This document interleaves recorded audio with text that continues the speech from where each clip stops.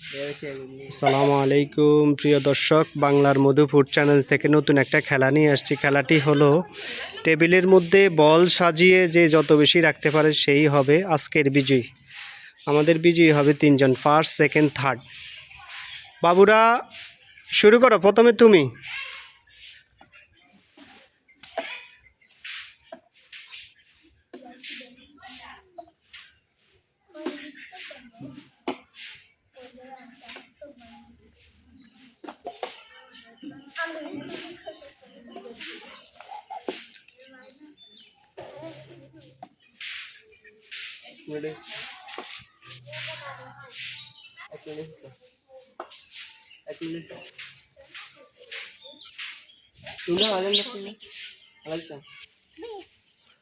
উঠাও, আরো উঠাও।